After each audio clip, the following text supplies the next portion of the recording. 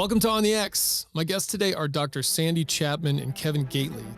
Dr. Chapman is a pioneering cognitive neuroscientist and the founder and chief director of the Center for BrainHealth at the University of Texas at Dallas, as well as the co-creator of the BrainHealth Project. Her work focuses on understanding how the brain functions throughout our lifespan and on strengthening it, integrating cutting-edge neuroscience, brain imaging, and practical interventions to improve clarity, creativity, resilience, and long-term cognitive ability. Kevin Gatley serves as the operations officer for the Optimal Brain Health for Warfighters program at the Center for Brain Health. He's a former Navy SEAL who first became familiar with the center as an active duty participant in cognitive training over a decade ago. Today, he helps lead efforts to enhance cognitive performance across the military by combining operational experience with evidence-based brain training.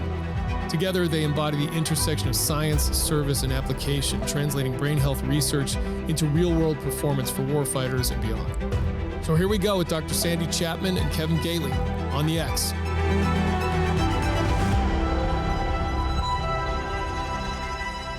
Why don't you just kind of like, as a dovetail to that, maybe just a little bit about what got you interested in the brain and kind of cognitive ability and brain, I guess, brain fitness. Is that the term that you use for the most part? Is it brain health or brain fitness, or one or both? All the above: brain fitness, brain wellness, brain performance. Better. So yes, brain fitness, brain. But I use brain health a lot. And what initially got you interested in that? How did that become like your focal point in terms of your work? Yeah, so I've got interested in brain health 4 decades ago. And I can still, there's so many different individuals I saw, but it was an individual that had had a stroke.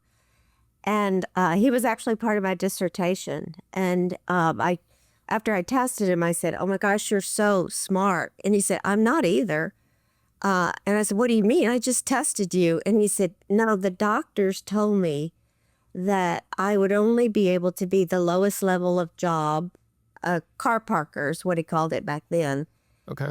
And I said, "Well, what do you want to do?" And he said, "I've always wanted to get a college degree." And I said, "You can do anything." And so the next year we kind of helped him. He got admitted to a 4-year SMU, a large college. He got a full scholarship, graduated magna cum laude. But the neurosurgeons had told him he would never be able to be better just because our idea of the brain. And I thought, we've got to change the way that we're just focusing on the brain and injury and disease. And we're not putting into practice neuroplasticity, what I was learning about the brain. So I was dedicated to changing where people didn't say, "What's wrong with your brain?" but "What is the upward potential of your brain?" And how were the data sets different there? What were they looking at that was having them make that determination versus what you were looking at to make a different determination? Well, they were looking at sort of conventional wisdom. Everything about the brain is about detecting what's wrong, diagnosing, and the window of recovery was trained to be 6 months, maybe a year. After that, there's no more potential for brain recovery. So it's really just traditional knowledge, but really most of the tests were developed to test what's wrong. And some of the things that he could do were a little impaired, but there were other areas like adaptive thinking and possibility thinking. He was amazing at his ability to abstract. So they were doing, measures that we're still doing today. You think 4 decades things would be better today? They haven't really shifted that much, Chris. That's what we're trying to change. I would say that message in general, especially I think in the veteran community, does seem to be fairly prevalent in terms of a sort of doom and gloom kind of message. I think there's a lot of fear over first of all, having some kind of traumatic brain injury. It's almost like put out there as a foregone conclusion. I've heard this, you all have TBI and you all have PTSD, these sort of blanket prognoses that they put out, whoever the ominous they are, but you hear that kind of thing. And that it's sort of, whether it's explicitly said or not, that it's implied that there's, to your point, like there's nothing you can do about it. It's just kind of like, well, you're just going to have to live with it and sort of work your way around it, but you can't improve. And I think it's certainly refreshing to hear that that's might not be true or just isn't true, because I've always felt that way. And I've read plenty about from other books, in your book certainly, but in Norman Doidge's work, like about the adaptability of the brain and the neuroplasticity it maintains throughout life. So what should that message be, and how do we have it wrong just from a societal perspective in general about the adaptability of your brain throughout your life? So the message should be, you have the greatest gift that's ever been given. Your brain changes moment by moment, in good ways and bad ways, by everything you do. Your brain is more changeable than your muscles. It's more changeable than your teeth. It's more changeable than keeping your skin healthy. Your brain is really the most, I mean, it's the engine that can keep modifying to get stronger. You really have almost limitless capacity to improve your brain, regardless of where you are. And one of the things that we say is you can have brain health without neural health. So even if you have had concussions or have ADHD or whatever diagnosis, you can continuously improve where you are, and there's no window of time that stops. We've shown brain repair, whether it's 6 months, 1 year, 5 years, 20 years. But, we've gotten into sort of this thing about, you've had so many concussions, CTE, there's probably just going to be a negative story because people let their brain decline and they don't know how to build resilience and reserve. And that's really what we're all about. And Kevin could probably speak to it from his community. What should our message be? Because that's what he's doing now with his training, taking sort of what we've discovered from Center for Brain Health to the teams. Kevin, how would you say? I'm not interviewing him, Chris, but I just... No. I was about to go to Kevin because I wanted a little bit on one, first of all, how he got involved with this and why it was of interest, how that lash up happened. And then, a little bit on kind of what he's doing now involved with your work. Yeah.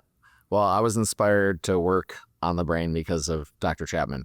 Her and her coworker, now my boss, Jennifer Zients at the center, came to NSW in 2014, and they gave a seminar on their methodology, which is called SMART, Strategic Memory Advanced Reasoning Tactics. It's a brain performance protocol, if you will. And they taught it over a couple of days. I happened to sit through it. I loved it right away. I saw the application, and I like to think I'm a big idea-driven person. And so I advocated very heavily for the SEAL teams to implement these things holistically throughout our service members' career and beyond. I think in 2014, we were probably a little too early to be having that conversation, so it didn't really go anywhere, but the passion was lit from that point on. And so I brought the seminar on an ad hoc basis to every SEAL team I was stationed at for the remainder of my career, which ended in 2022. And so when the center was then got some seed money from Admiral McRaven a year and a half ago to bring their programs to the military writ large, I had just left working at a startup. It was very serendipitous or synchronous timing. I had kind of always felt like I was going to end up working with Sandi and Jen ever since I first met them. So it just, I felt like it's where I'm supposed to be. Now I'm getting to help people every single day, and it feels amazing. And what I would say to answer the question you asked, Sandi, is anything you want your brain to become, it can. We just have to give you the right strategies, habits, and techniques to get there.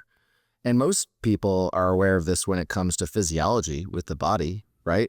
It's pretty well understood that you can go to almost any decent strength and conditioning coach nationwide and say, okay, turn me into an elite sprinter, right? Even if I've never done it before. And if you follow the program, you will get there, right? Maybe you won't go to the Olympics based on genetics and talent, but you'll get very, very good.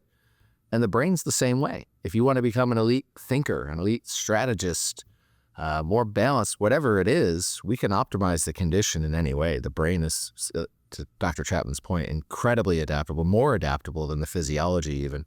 And so that's what I tell our folks in the military when we work with them. What do you want your brain to become? Not just what are the problems I want to fix, right? Everybody always says, I wish I could remember better.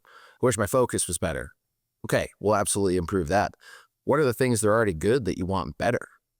That's how we need to be thinking about the brain. It's a performance system, not just when something's wrong, let's go fix it. In terms of what this program, and I want to get into specifics too about what that looks like in action, especially how that applies to the teams and what they're doing, hopefully preemptively. I'm hoping that this isn't just a reactive measure where it's like we're going to wait for people to have degradation, but we're actually going to get ahead of it and get upstream of the problem, which is what I've always, certainly in recent years, have felt like we really need this on a mental health level.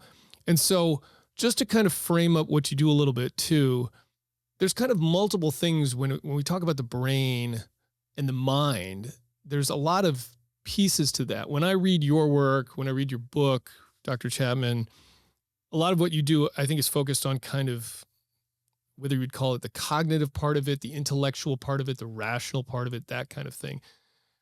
Is there an emotional component to it as well, or are you strictly focused on kind of, the ability to think and problem solve and be creative and all of that kind of thing, whereas the emotional thing is like more of a mindfulness training or whatever you want to call that? Yeah, so Chris, I love that question, and I hope that I'll inspire you to come to a brain health index soon to see what I did something. I did the Waze, right? Waze IQ, Waze, whatever that system is. I did it at home base in Boston. I did that like multi-day cognitive test that they have. Yeah, very cool. Yeah. But so the question is great. For us, brain health is the higher category of health.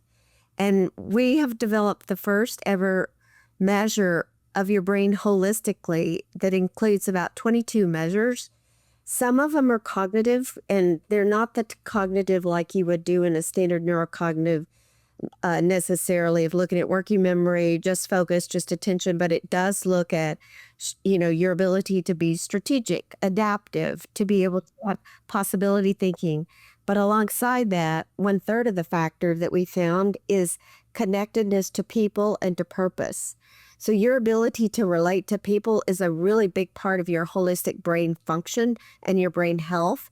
And in fact, when people say, would you rather be cognitively smart or socially smart, the people that are people smart are actually sometimes more successful, and it requires more cognitive skills, if you will, to really kind of relate to people, have empathy, and judge it. So connectedness to people and purpose. And the other area that you were talking about is what we call emotional balance or mind balance, where you know that you're under stress, depressed, anxious, but you're going to find a way through. So really having balance in the midst of that. So this holistic index gives you an idea about how all those work together. So your mental well-being, your social connectedness to people and purpose, and then your clarity, some of the things you were talking about, executive function, decision-making, ability to kind of focus on this, not do that. We can now measure that for the first time. And we've done it with really tens of thousands of people now and shown neural markers that correspond with what we're measuring behaviorally. So for us, it's the first time, because right now 99% of the measures, if you were to be assessed like at the beginning of team training, most of it is this low-level tests that were developed to see what's wrong with your brain, but not something where there's no upward potential, where you can continuously improve. So brain health is really, for us, is something that can continuously improve and measure it. And it's all the skills you're talking about: cognitive, social, emotional well-being, and adaptive, agile, your decision-making, your judgment, all that goes into it. Yeah. Yeah. I mean, I'll be honest, at this point in my life, I'm not even sure there's a difference between like intellectual and emotional things. I mean, like we draw boxes around this, or we put a line of demarcation between our emotions and our intellect, or our thoughts and our emotions. And I'm not even sure that they're really different things. Like I realize we have to categorize these things because it helps us sort of break them apart and think of them in certain ways and work on them. And it allows us to articulate how we feel and how we think. But yeah, I mean, even the various categories, it's like, well, things don't operate inside this box with no input from anything else when it comes to your brain or any of that, or your experience, right? It's all this just kind of like big mishmash, interconnected Well said. stuff, Well said. right? And we know that they do work together. So, for example, if your emotional balance gets better, then all of a sudden we see your ability to relate to people, and your purpose is better. So we're able to see how they interact with each other. Yeah. Kevin, as a team guy, was there something specific going on with you that you wanted to improve, or some kind of degradation that you saw where you were concerned about it? Or was it just the messaging that you had maybe heard?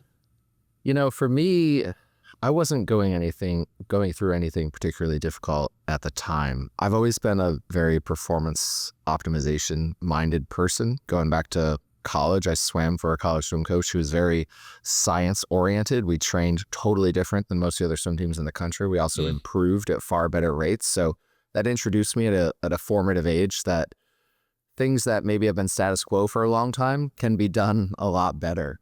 And I've always been a pretty mindful person, I think. And so when I saw kind of this random email that came out about going to this seminar, this BrainHealth seminar, I was like, oh, that sounds interesting. And I had noticed, I think I was in my early 30s at the time, and I was coming off my third or fourth deployment. And I always noticed when I came home from deployment that the first month or so home, which is typical, that you're not quite all there, right? You're in a totally new environment.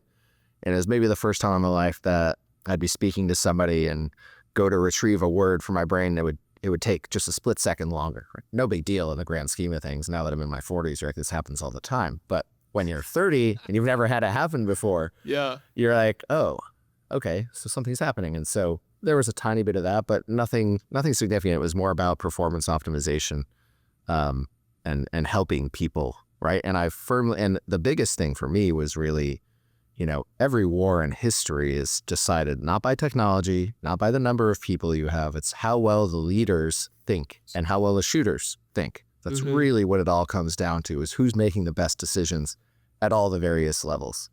And if we can improve that capacity, potentially dramatically, what does that do for our warfighting capability? And no military really ever focuses on that, right? We just take, kids out of college and so forth, and some are maybe a little bit brighter than others, and maybe that's who ends up becoming the leaders, but we don't do anything to actually develop, harness, and improve those things as we go through. And what I learned, and what I've learned, working for the center for a couple of years now, is that there's also then long-term health benefits to improving ourselves. So when we're chasing that performance state and just getting better in the short term, that's making us healthier in the long term. It's making us more resilient against TBI and blast and the really bad work environments we all work in. Frankly, I think a lot of the issues come from that. But to answer your question, there wasn't anything specific that pulled me in. Just want to get better and want to help people get better. Behind every Navy SEAL is a long chain of enablers, logistics, and family. And behind all that is you. When a warrior or their loved ones need support, donor funding makes it possible, delivering critical programs when they matter most. You're not just a donor, you are that warrior. Learn how you can get involved at NavySealFoundation.org.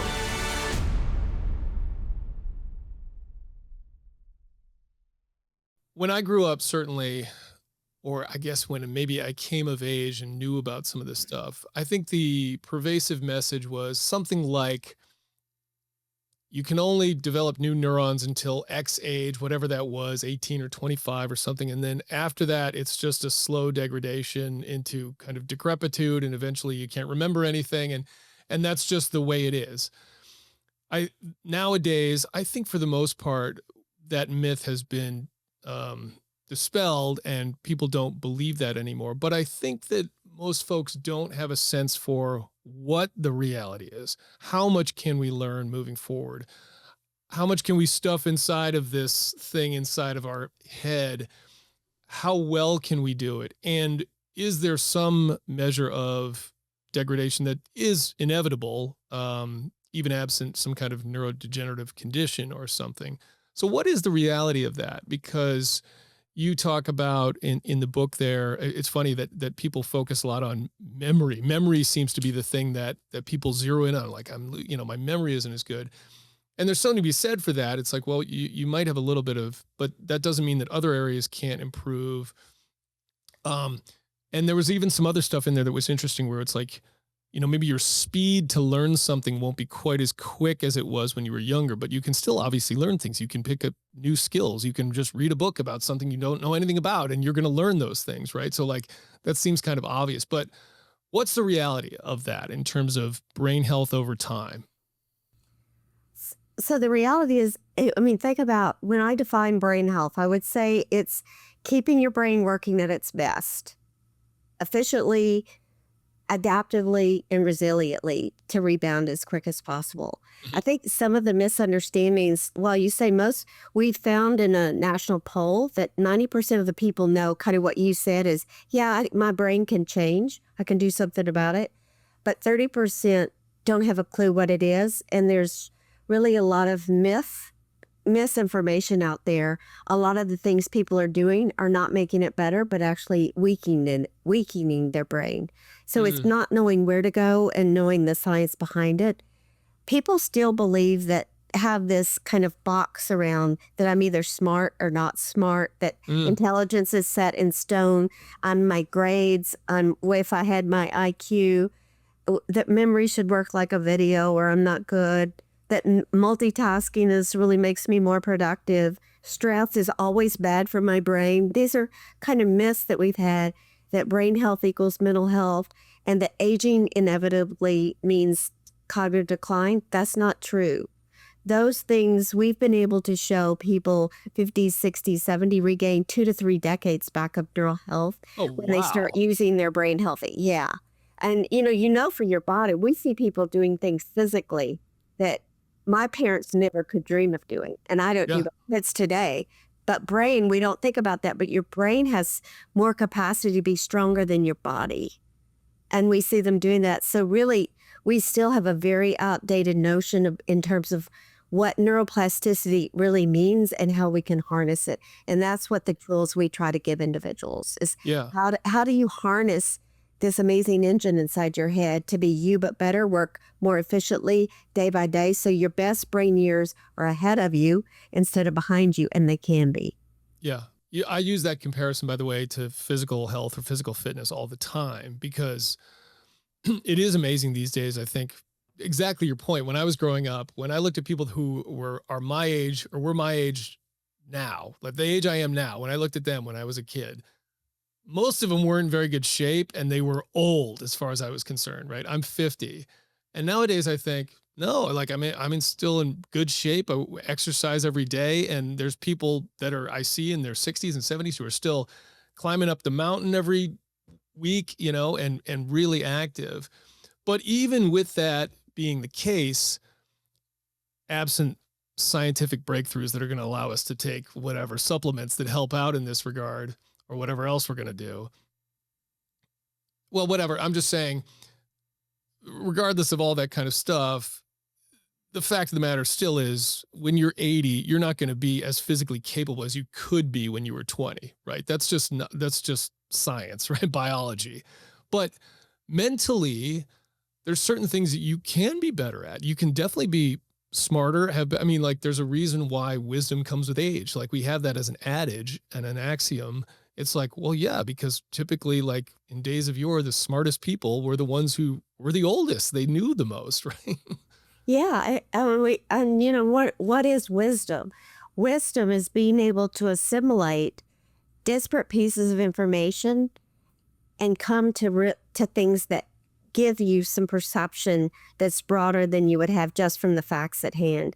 So people kind of act like wisdom is this thing that you can't measure. It actually is something that's very brain driven, where you've collected all this data over your lifetime and you know what to ignore, what's going to change, and become adaptable with it. So it really is, if you were to say what's the greatest brain skill, it may be wisdom that you can continuously accrue. The smartest people are those not that have the best memory, but know 90% of what to forget. Wisdom allows you to do that, to be very strategic when you're weighing the decision. So wisdom, I think we sometimes think is kind of this soft, fluffy thing that's just you're older and you're wiser. Not all people are wiser, because they don't really kind of weigh and become more open-minded. But it is something, this wisdom is something that can get better and better because you have a richer base of different perspectives from people, more life experience. And when you put those together to synthesize, how can I be more, in the areas that we talked about, have clearer thinking?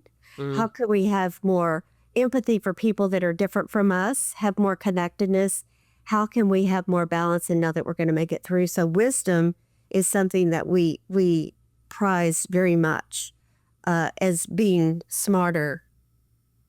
You want to have more wisdom, and in your brain, sure. you can build that. And the strategies. Go ahead, Kevin. Oh, go ahead. No, go ahead. Yeah, I was just gonna build on that. The strategies we teach are really a how-to for critical thinking, which really points to how to achieve wisdom, meaning you can find the critical facts of a situation, you can understand the underlying themes or patterns, and then you can take that information and connect whatever the current situation is to some other situation that maybe on the surface they don't look alike, but underneath they're very similar, right? And when you make that connection, now you can draw experience or knowledge from that other situation into the present. And to me, that's what wisdom is. And that's kind of at the heart of what we actually teach people. And that's also one thing that you typically see improving with age. And that's a very frontal lobe, high level thinking skill. And so to tie it back to your question about, what's the truth about the brain and plasticity, as Dr. Chapman said, is that it can always improve, right? Yeah. And to your point, biology matters, right? Once to certain ages, certain things happen, but you can still optimize within that band of wherever you're at on that performance curve. And so there's really no limit. And I think for those of us, in the middle ages and younger ages, I think we're leaving a lot of performance on the table. I think there's a lot more the human brain can do than we're already doing with it. Sure. Chris, one of the interesting things is Kevin was referring to our brain's frontal lobes. That's what allows us to be adaptive, build a lot of resilience, make good choices. It's the last to develop. It develops through our 30s, and it's the first to decline, starts declining in our 40s. So it's like, wow, that's a mean thing. Why would it be so late to have wisdom? With the cultural people knew that you didn't have it, and then be the first to decline. It's really because people don't continuously strategize that. And we've shown that the frontal networks, and that's one of the main areas that we see can regain capacity so that you can continuously be this forward thinking and see things in new ways and be a thinker. So, yeah. Hi, everybody. This episode is brought to you by our partners at GHOSTBED. And today I'm actually sitting down with its founder, Mark Warner, to talk about the story behind their brand and why they're all in on all of us getting better sleep. I've had 3 neck surgeries over the past 27 years. And so I couldn't find a pillow or mattress that worked for me. And so I ended up having to invent my own. I took great care in it so it would take care of my problems. And then I also sleep warm, so I invented a lot of cooling technologies and got a number of patents on that kind of technology. So that was the origin of the purpose. But I wanted to start it with my wife and then my kids as a family business. So my grandfather, after World War I, he started the Werner Company, which ultimately became Werner Ladder. And then my dad invented the aluminum ladder, the machines to make it, and then he invented the fiberglass ladder and fiberglass and the machines to make that. So I was reared in that environment of quality, engineering, inventing, all that kind of stuff. And I grew up in that. So when I was starting GHOSTBED and making my own memory foam pillows and mattress, that was my kind of history and allowed me to kind of really make a very quality product. And that's really how we got started. And we're all about high quality at an affordable price. So for all of our Ironclad viewers, we have a special offer. So you go to ghostbed.com/ironclad, and we're giving an extra 15% off, which is a really big discount on already low prices. To come to GHOSTBED, take advantage of that special pricing with Ironclad, and enjoy a GHOSTBED mattress and other products.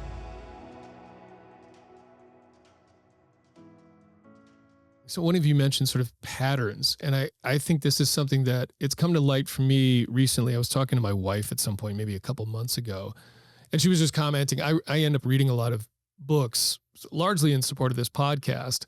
I still read before that, but because of this, I now read a lot more. It's probably, last year was like 40 books or something like that in the course of the year.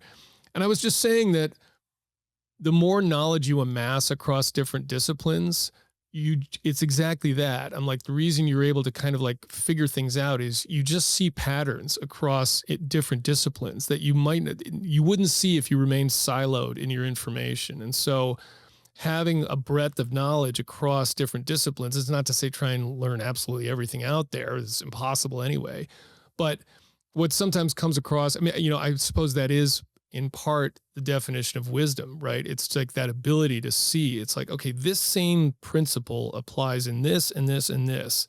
And so something else comes along and you're like, I can apply that same principle here where someone else may not see that, right? You got it, Chris. That's it. That's brilliant. To be able to assimilate ideas from disparate areas is really what the brain's frontal lobes does. And when you just do silo, you get very rigid in your thinking. So you hit the nail on the head. Very brilliant. Well, see, that's it. It's just pattern recognition there. It really is. You mentioned mental health there, and I'm just kind of curious, what is your take on the interplay between mental health and brain health? How do you see those two differently and how they work together? Yeah, that's one of the biggest questions we get asked is say, well, I've got brain health, but I don't have mental health. Mm-hmm. For us, as I mentioned earlier, brain health is a higher category of health. And we've actually shown that using these strategies, when you learn cognitive control, it improves mental health. So when people do the SMART strategies, we've shown 60% reduction in depression, 40% reduction in stress, because you learn that there's a way to work through it. And we've done work in bipolar, we've done schizophrenia with different mental illness, that people can continuously, again, not have neural health, but improve their brain health to see their part in the role. What we've done, and I'd love Kevin's thoughts on this, is almost victimize people. Every day we're diagnosing mental health disorders higher and higher. We're treating it and it's increasing. You would think because we're diagnosing it more and treating it more profoundly that it would be less, but it's not, because people are like, I'm depressed and this is what's wrong with me and I can't do it, versus, yes, you're depressed. Let's get the medical treatment. Here's some strategies to give you to be part of that so that you can start to figure out ways to see yourself as part of making yourself better. And we've shown very significant changes. So it's not a victimization, but a victor of how do I take this thing and see if there's a way through it. Yeah. Yep. So speaking my language. Totally agree. Health. We need to start training people that their mental health gets better. But if you teach it from mental health, it stigmatizes them and keeps them stuck. Yeah, I think that's right. I think that mental health just needs to be reinterpreted or reimagined in some way, shape, or form. I just think it's become pathologized in a way that I just don't feel is accurate.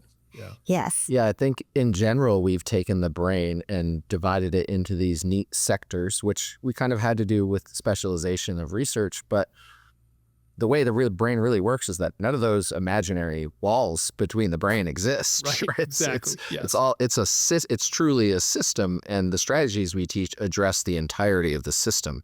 So we call it top-down intervention. So when you teach someone how to think better, how to innovate better, how to focus and practice attention better and those things, that then applies to all of those imaginary silos in the brain and has huge benefit across all of them. And it really unlocks, I liked what Dr. Chapman just said about, instead of victim, the victor. I would just say we restore agency for people. We teach you how to use your brain properly. Now it's yours. And when a problem arises, instead of saying, let me go figure out what's wrong with me and someone's going to tell me that I'm, messed up, I'm going to think for myself of, well, what steps can I take to make the difference right now? And that alone makes the shift in terms of traditional mental health. Like that's what people are usually after in mental health, is giving you agency to solve your own problem. Yep. Yeah, we're showing with the strategies that people, that we can intercept some of the symptoms way before they become clinically significant. But right now, we're waiting till someone has something, so it's much harder to treat. But even the individuals that already have sort of a diagnosis, we've shown that they can significantly improve it. But what if we intercepted it, like with cancer, way before you became clinically full-blown depressed, and fully anxious or whatever it is, or suicidal, that these symptoms, we can significantly reduce them way before. So training brain health proactively to be the most efficient machine will help you to do that, to intercept them before you become, so really kind of mentally incapacitated. Right. Yeah. Yeah. Chris, like you, sorry. No, go ahead. I was just going to say, like you, I like to use analogies from the physical world because most people can relate to those a lot easier, Totally. right? You take good care of your body, right? You work out, you eat healthy, you do all those things. It's very unlikely that you're going to have a heart attack in your life because of that, right? You're not medically treating yourself.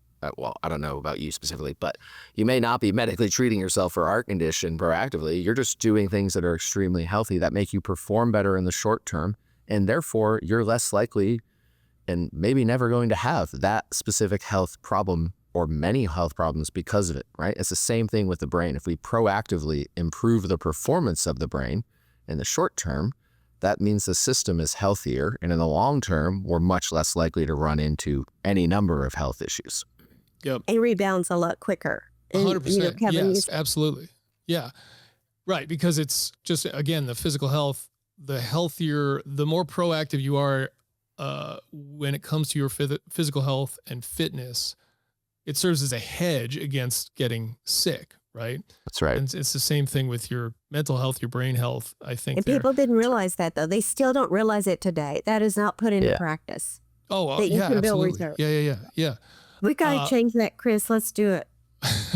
Well, it's funny. The other thing that Kevin mentioned there about the different pieces of your brain and how there is like this narrative that has, I think, become really prevalent.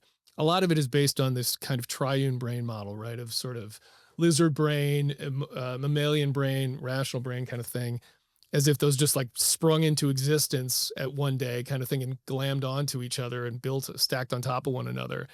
But it's one of these things that, to your point, it's not like these things operate completely independently. And it's like, okay, right now your amygdala switched on and then it's switched off and your hippocampus turned on and your insulin, whatever it may be. That's not how it works. And it's also this thing that I think the more we focus on that, it keeps it within that kind of medical pathology framework, because then it is okay, we've got to treat your amygdala and that requires some kind of medication or something.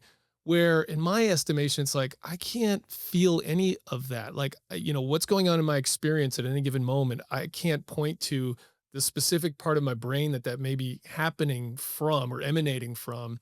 And it doesn't even matter. It's like, if you're talking about behavior impacting behavior, they could decide tomorrow, like, oh, you know what? Actually, your emotions originate in your spleen or something like that. And it wouldn't impact anything I'm doing to try and make my experience better, right? Like, it doesn't matter. So I've just never understood why it really is relevant outside of some specific injury that may have happened to a part of my brain that is limiting my capacity in some regard.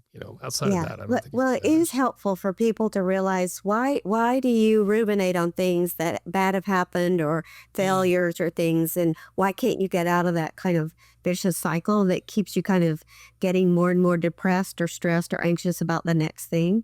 Yeah. So once people begin to realize the systems that work together, and when you start training them to go into, say, what we call possibility thinking, which is really one of the things that keeps people from being suicidal, because when people are suicidal, a lot of times it's because they're single option, and when that option doesn't work, right, everything takes over. But when you can teach them, when they're kind of feeling so low and everything's bad, to kick into possibility gear and activate the frontal lobes to kind of quieten down the amygdala, they do work together in seeing those in a very dynamic way and knowing how to kind of almost, you can feel the flip the switch when you can start to do that. So we do teach people how to rethink about how you think, because that may be making you sicker, that these systems work together in the strategies that we teach. Yeah.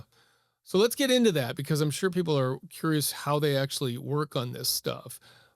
Before we get to like the how to do, though. I'm curious on the diagnostics portion of this, how you give someone a baseline of their brain health. How does that work? What tests are you running? What does that look like? Yeah, so the test that we've developed is the Brain Health Index that looks at the upward potential of your brain. And I know, Chris, you're going to take it as soon as we get off because you're a studier. You're a brain hack. I know you're a body hack and health hack. So, but it gives you sort of a profile of where you are. We recommend people take it annually so that it's not just a baseline and then you wait till something happens, because you want to make sure that Chris, you next year as good as you are now or better. And if not, we're going to do something. You can take it every 6 months if you want to, but the index gives you sort of this holistic score. And then at 6 months, you'll see you against you. We don't like to give you against Kevin or you against me, because we each have a brain print that's very unique. People don't realize that. They think normative data is power. It's not. There's none of our brains are normed. We have had such different experiences. I can't compete with your brain. You can't compete with my brain. So I want to see how much neuroplasticity your brain has, mine has, Kevin has. That's what the Brain Health Index looks at. We're validating those with neural markers using fMRI, but also sensors, using autonomic nervous system. But we're finding the behavioral index will give you a clue of what you can do to improve it. It's not about what's wrong with you, like when you do a benchmark as, this is your weaknesses, this is you, this is your brain print. So let's see what you can do and make sure that you're doing the things to get stronger. It takes about an hour to do it. Okay. You can break it into 20-minute segments, and people get their scores because we think you should own it. Right now, much of the baseline that's done either medically or in the service, you don't ever get to see it. What it means. We want everyone to know this is me, this is what I can do, and to learn about your brain as much as possible, and they get a coach to go along with it. And can someone just go online and take this test free somewhere? So right now, Kevin's going to put it in, so he's getting ready to talk. I know, I can see that. We have a research project, the Brain Health Project, that you can do it for free if you want to sign up and be part of a research study. Okay. We have over 39,000 people in every state. It's 65 countries. It's online. If you're here locally, or if you want to come, you can do the brain imaging along with it. But the teams, the different military, we're trying to make it a program of record, because it's the first time that we've ever had a measure that could see what is it exactly where you are that's a higher level of function and that you can continuously improve. And we can detect, it's the most sensitive measure of loss and gain that exists today. So not just of loss, where some measures, but even the measures that are being done aren't that sensitive to loss. Okay. You have to go pretty far. And a lot of people say that, they say I'm normal. I'm not normal. And this measure is very sensitive to figuring out what is normal for Chris versus what is normal for Kevin, particularly if we get a baseline. Okay. 1 hour is great. Chris, I think when I did that test at home base, it was over 2 days, and I want to say something like 6 hours of different cognitive tests that I took. You'll see this is a very different experience. So what, just get it a little more granular though, just out of curiosity, if nothing else, is it knowledge-based questions? Is it problem solving? Is it both? Are there other things? I'm just kind of curious of the flavor of types of things that people would be doing in this 1 hour test. Kevin, are you wanting to pitch in? Yeah. I'm getting anxious. Yeah, go. Yeah, so it hits a lot of things, right? So a portion of it is all self-report survey style questions. And those surveys are a lot of industry standard surveys that you may be familiar with, like the Pittsburgh Sleep Quality Index, the Oxford Wellness Scale, the DAS, which is anxiety, stress, depression surveys. And so you have those. They fall under 3 categories. We have emotional balance, which is sleep and the stress, anxiety, and depression markers. And then we have connectedness, which is a whole bunch of surveys around purpose and resilience and social support, your activities, your engagements, things like that. And then the actual cognitive portion is made up almost entirely of proprietary assessments that the center has developed. And so those are looking at looking at reasoning. So your ability to synthesize information from a large data set and turn it into small chunks of digestible themes like I was talking about before, and then how well you can connect those themes to other ideas, like that wisdom piece we were talking about before. So we're assessing your ability to do that. And then there's some memory questions associated with that. There's a processing speed task. There's a strategy test, which many people mistake for a memory test.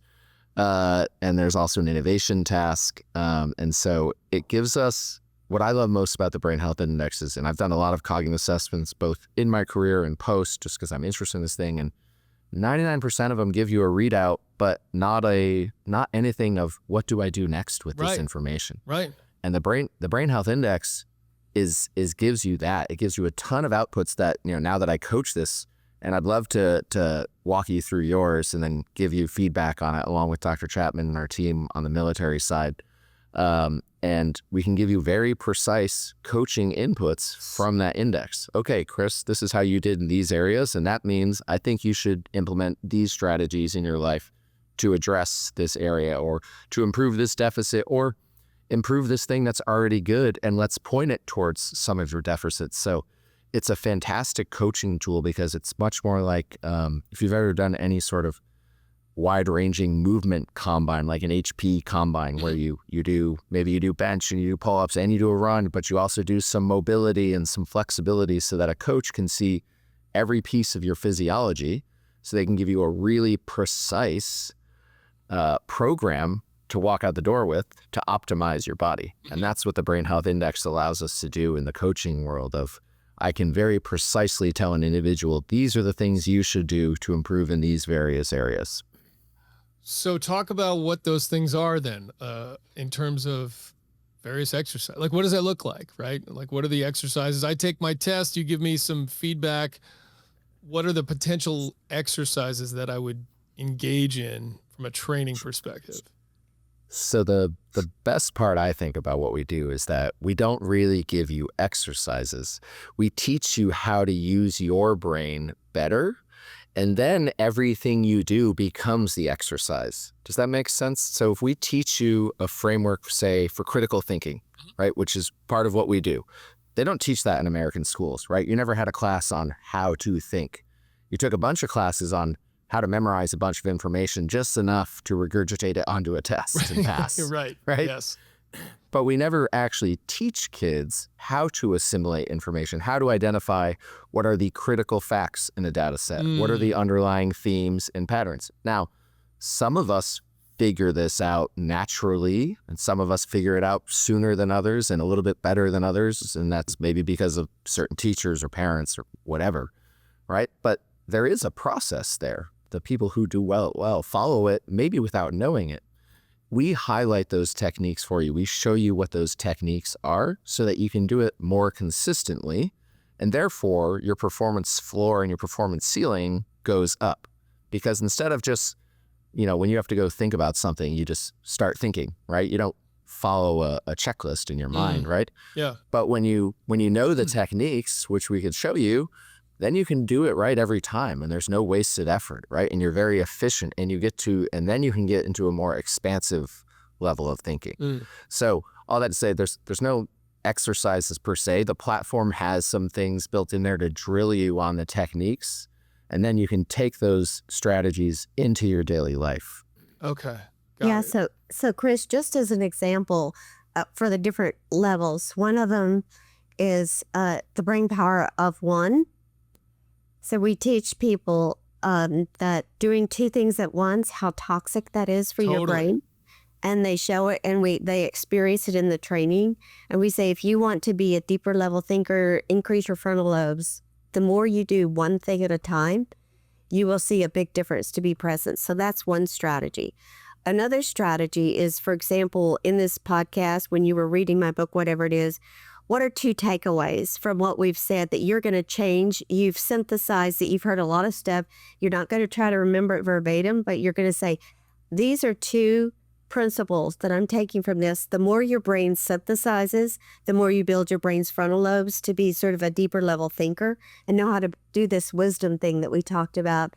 And the other is to see what we call innovative thinking or possibility thinking How many times do you have sort of a rotten relationship or a bad interview and you say, these are 10 things I'm going to do better? So immediately to kick into possibility gear, to get your brain fluidly thinking about as many possibilities and practicing that so that you're never in this set of there's a single answer.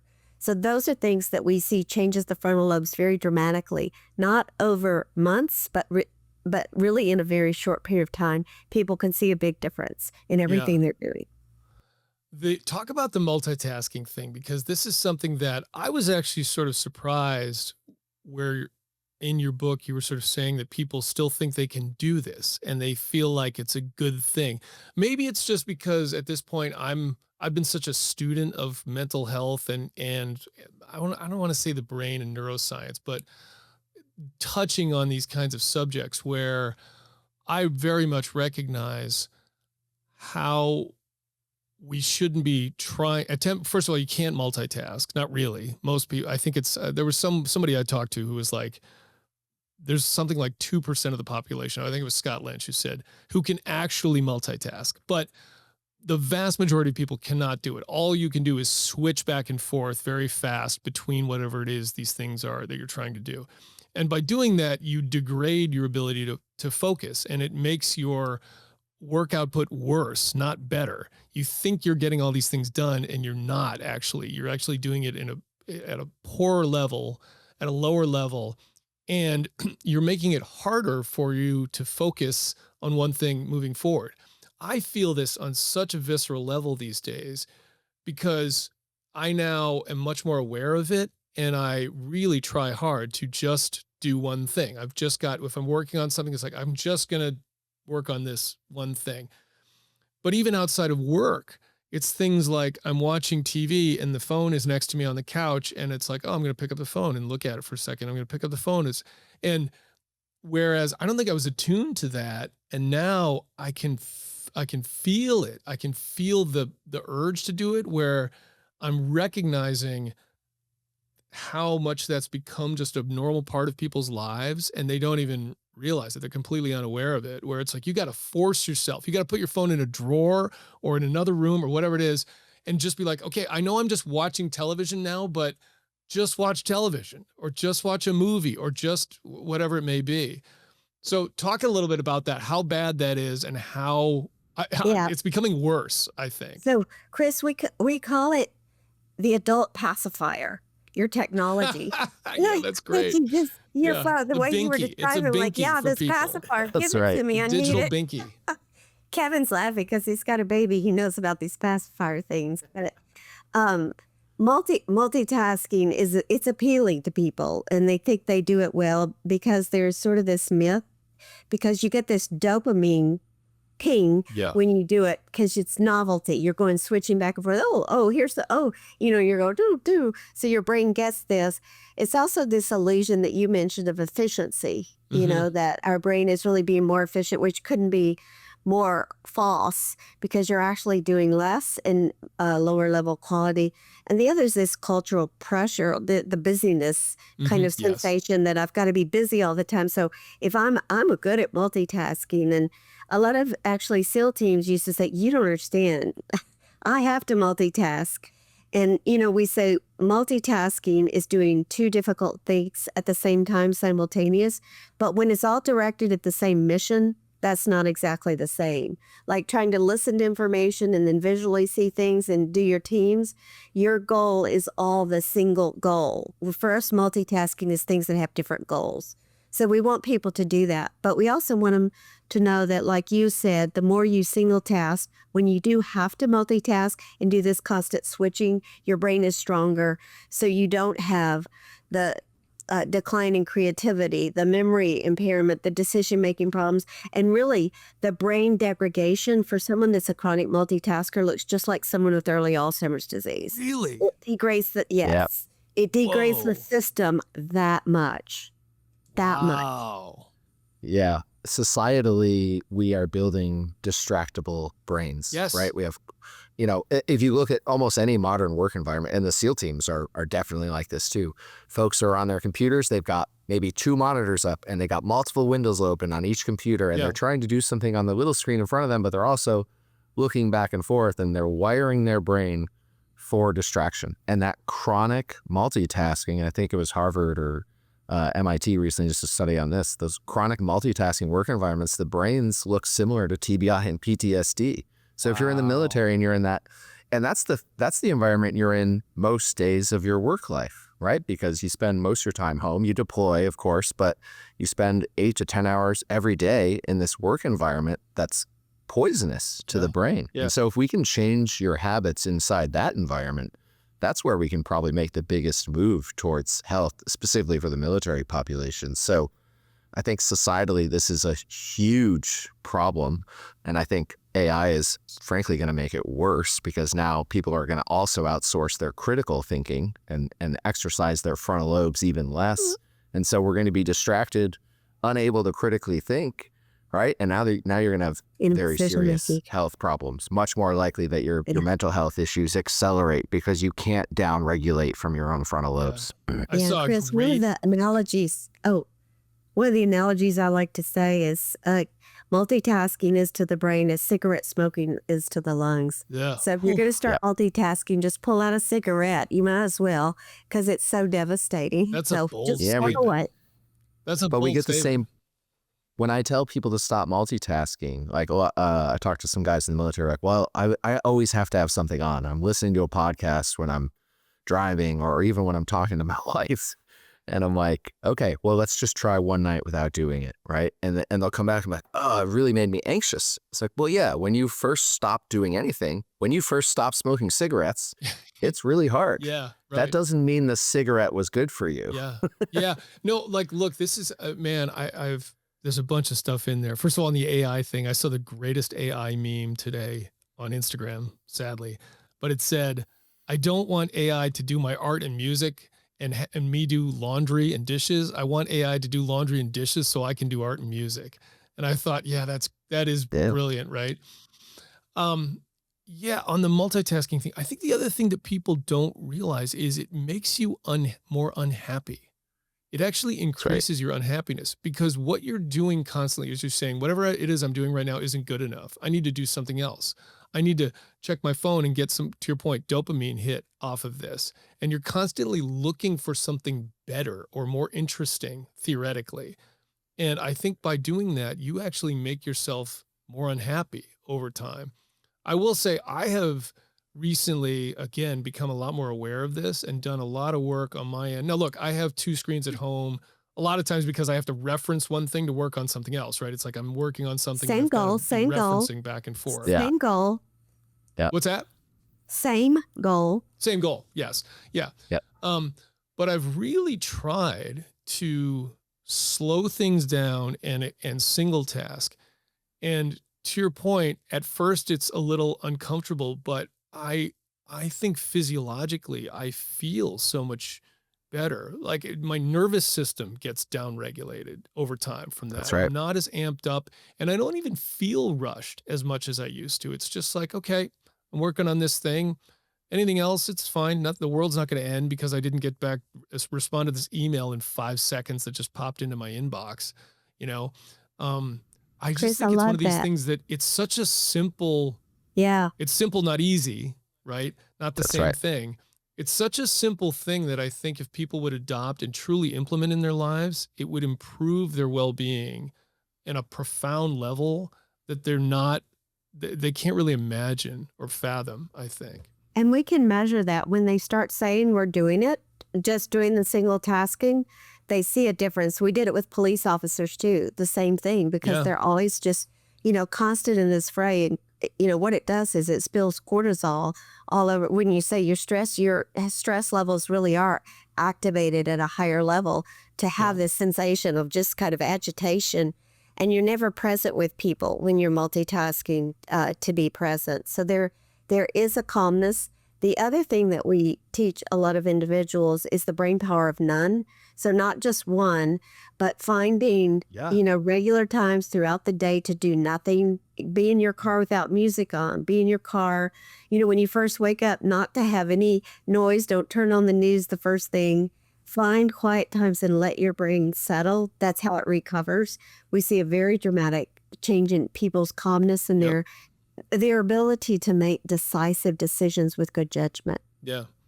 What are the other kind of bad habits that people have out there? I mean, so like the sort of, I would say, obvious physical stuff aside, like sleep is really important for your brain.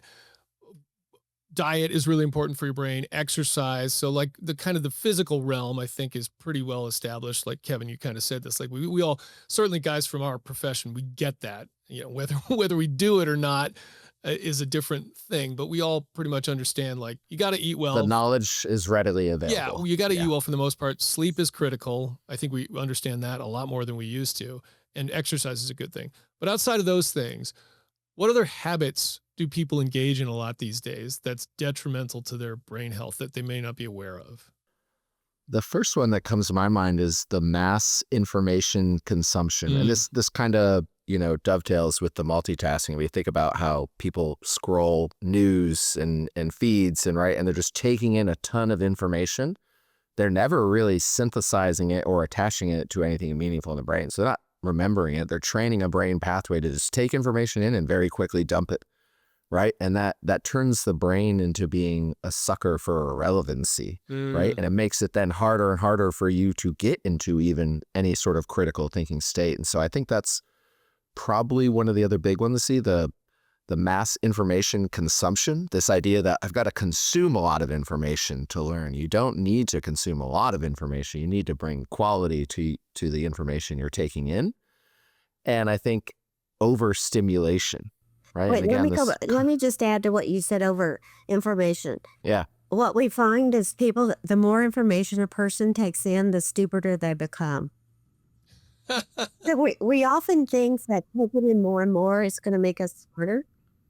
As Kevin said, if you will take in less and be very qualitative about it, it may be different perspectives. It doesn't mean to keep going with a single perspective. So Chris, I love that you said, I really take a broad perspective in everyone I'm interviewing.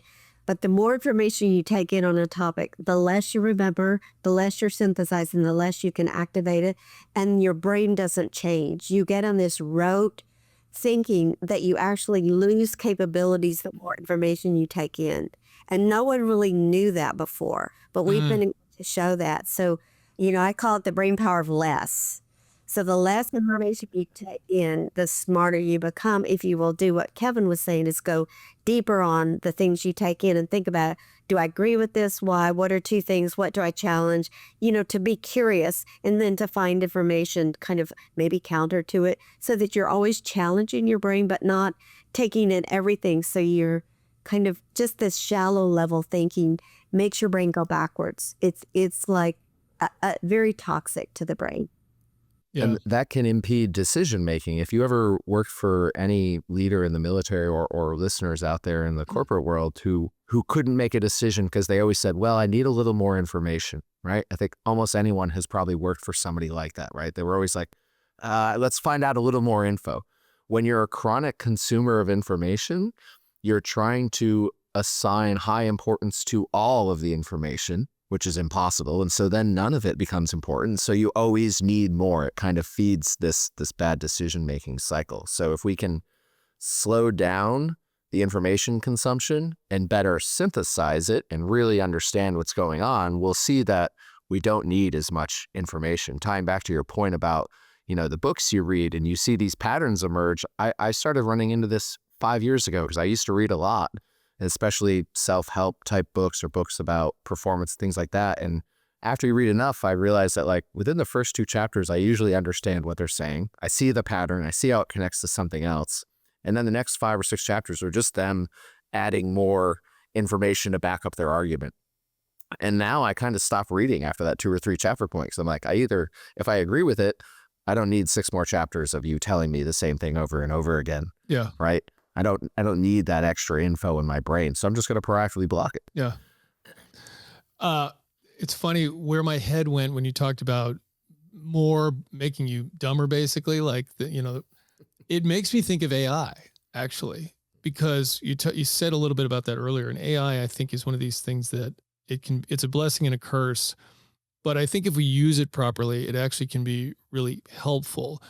Where people are foregoing the ability to think is when they just feed the prompt into AI and go, oh, okay, cool. That's what AI said. Here you go, whatever that may be.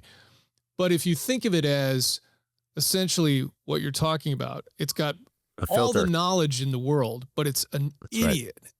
It has no common sense. It'll do things that are wrong. It'll say, if you view it that way and utilize it, like this is how I utilize it on a daily basis. It's like, it gets me the information I need fairly quickly. But then I've got to be really critical about what it's telling me. And I've got to keep going back and go, nope, that's not right. Hey, you made this mistake. I think you can actually utilize it in a way that makes you a better critical thinker, because if you really fine tooth comb what it's doing, you find the errors in there. And so, yeah, that's the way I've tried to adopt it. It's like it can get me sort of the baseline I need real quickly, but then I got to spend a lot of time refining that, and I got to push back on it too and say, no, that sucks. Like that's not right, you know. Yeah, they're showing that it's causing homogenized thinking. Sure, that people want is novel. So if you don't start with it and you come up with your own ideas and then you use it secondarily and then go back to your own, is where it's used the best. So come up with sort of what you're thinking, kind of what you want to ask it, and then query it and say, oh, this is kind of fits in with some of the ideas that I have, and then use your own. So it really does keep you, you've got to constantly be thinking in new ways. Yeah. So, but AI makes you think in the way that everyone else does to not bring you new ideas to the table. And right. it makes your brain lose capacity. Are there any other kind of like big things that you would want the listeners to know on a broad brush level that we haven't covered? There's a lot more stuff in your book. I mean, we didn't even get to these kind of, I love this sort of life stages thing, the immediate seekers, thinkers, no, like that whole thing is really cool. So maybe we'll save that for another time. Cool. But yeah, is there any other kind of like big takeaways you would give folks out there, or action items that they could adopt tomorrow, other than taking your test? Well, take the test so that they can be them, but better year by year. So do you want to take it first, or I'll take it? Let me just say, Chris, go ahead. Whoever came up with these questions was brilliant. I don't know if it was you or someone else on it, but amazing questions. I love every single one of them that you've asked us. But if I would want you to ask me, what am I most excited about from our brain science for the last 3 decades? What do I feel most hopeful about? And so I just would like to share some of that. Go. One of them is that I think that we're going to be able to have the strategies to optimize the brain's biological age. We've increased our life longevity, we've increased our health longevity, but not our brain health longevity. I think we're going to figure out how to optimize our brain's biological age. That's one. And I'm so excited about that, because we're already being able to show you, where are you on this age and how can you change? The second is to have this personalized brain health profile that is not just sort of this generic. Right now, it's still kind of generic. But what should you, Chris, like what Kevin was saying, that you need to do? And using AI, like you said, there's things that it can do. We can drive it to see exactly what you should do and be excited about it versus this is what's wrong. The third one is early detection and prevention. So that, when I was talking about intercepting things that people have way before they become clinically significant, we've been reactive in brain health. We have to be, protective and preventive and proactive to build capacity, just like we have our body. That's exciting. And then I think about neuroplasticity at scale. If people could know every single age that they are, that my brain can change, and I want it to be at scale to boost resilience, creativity, and mental agility, I'm going to take advantage of this, and change it. So that's where I think where brain health is driving. We've got partners all over the world that are some of the top scientists in brain health. It's going to be for people to embrace what they have for their body and their heart health. We're going to do for brain health. But don't you want to optimize your brain's biological age? For sure. Yeah. It's exciting. Kevin, I don't know. What would you say? Well, I think a couple things. I think in terms of, I think, Chris, you're asking what's the most important thing for them to do? And I think it's practice critical thinking. Practice taking 45 minutes to critically think about something. It could be anything. It could be a work project, could be a family project, could be I don't know, I just watched an interesting movie with my wife, and I'm going to sit down and really think about what that movie meant. Not just like, oh, it was, a sci-fi story and there was laser battles, but like, what did it mean? How can I connect it to something in my own life? That's wisdom. That's connecting information across different information sets. And so practicing critical thinking is, I think, the most important thing you can do for your overall brain health. And the more you practice it, the better you get at it, and has huge benefit across brain health. And it feels good. There's a big reward with doing it. So that's what I would tell people to do. Practice critical thinking. If you sign up on our platform, it's free. We teach the strategies on how to critically think. And we ran out of time, and it's a hard thing to get into on a podcast, but we lay it out pretty simply. They're very simple and easy to figure out. And the last thing for me is, for the future, the work Dr. Chapman's doing on the Brain Health Project, I think in the future we're going to be able to very precisely map the brain and its conditions and how well it functions. And we're already doing this, I think, at a very high level, but it's only going to get better.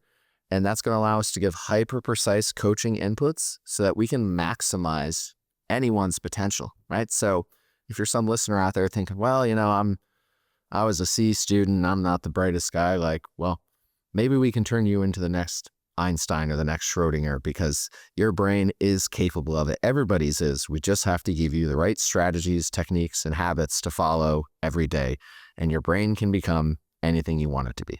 Kevin reminded me, the thing I always like to end with is, he did the deeper level thinking. I like to end with innovation. So what I challenge people, one thing you should do is what I call 7 innovative acts of compassion every day. It will change your brain very dramatically, as well as the people you show compassion to.